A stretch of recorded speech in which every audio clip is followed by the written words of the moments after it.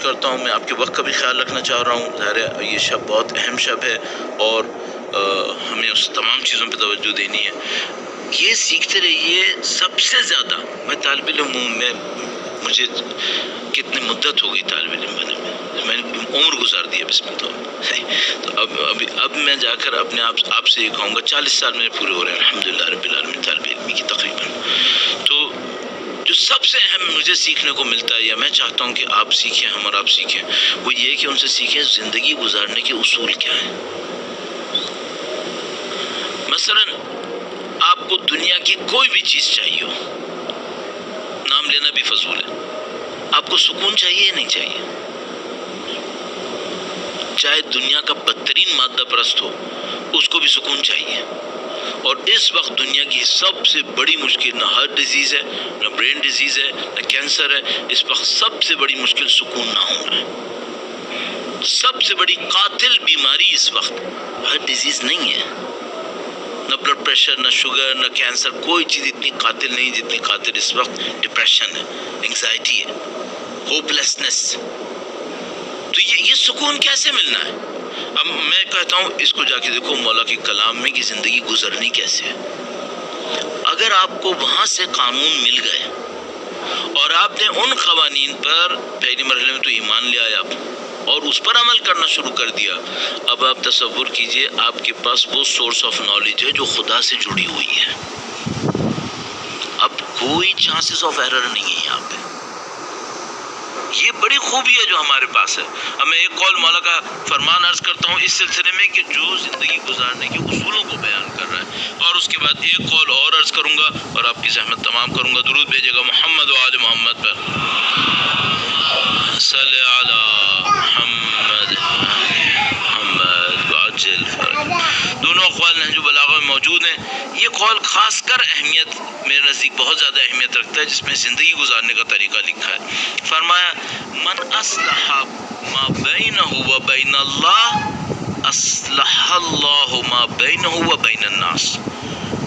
جو اپنے اور خدا کے درمیان تعلقات کو صحیح کر لے تو خدا اس کے اور انسانوں کے تعلقات کو سنبھال لے گا.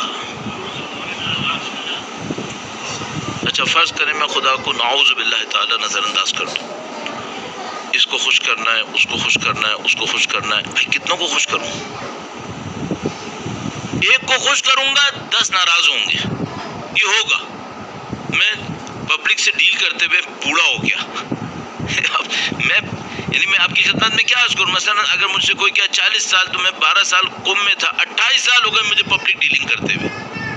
مجھے معلوم ہے کہ اگر میں لوگوں کو خوش کرنے پہ آیا تو میں خدا شاہد ہے اپنی زندگی میں کبھی خوش ہو ہی نہیں سکتا، کیونکہ لوگوں نے کبھی خوش نہیں ہونا ہے. پھر اگر میں لوگوں کو خوش کرنے پہ آ گیا، خدا نے متعال فرمایا تم سے کس نے کہا کہ تم لوگوں کو خوش کرنے کی کوشش کرو؟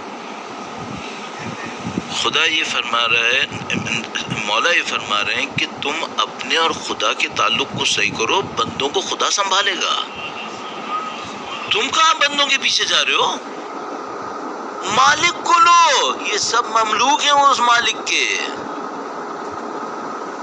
میں ایک دفعہ شاید شب ایسی موقع نہ ہو لیکن باہر ایک دفعہ کسی ٹریولنگ کے اوپر تھا، میں برابر والی سیٹ کے اوپر ایک بہت بڑے بینک کا HR کا ڈپارٹمنٹ کا ہیڈ بیٹھا ہوا تھا. تو ایسی باتیں چل نکلی تو میں نے اس سے کہا، میں ایسی کبھی کبھی دیکھتا ہوں کوئی سننے والا مل جائے تو اس کو سنا دیتا ہوں. تو میں نے اس سے کہا کہ منافقت بہت بری ہے، کیونکہ مجھے پتا ہے کارپوریٹ کلچر میں کیا ہو رہا ہے.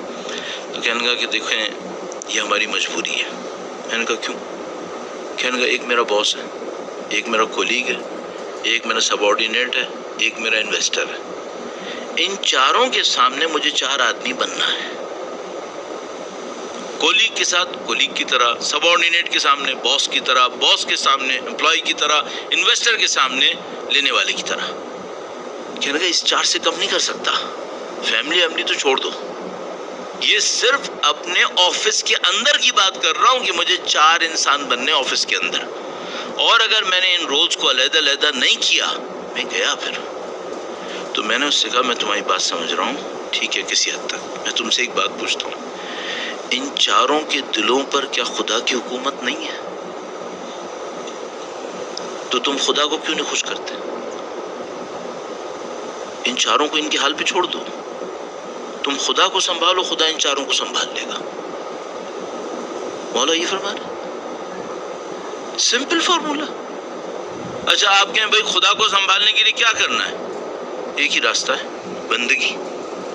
اللہ کے بندے بنو. ایک سادہ فارمولا، ایک کو خوش کر لو. کس کو خوش کروں؟ خدا.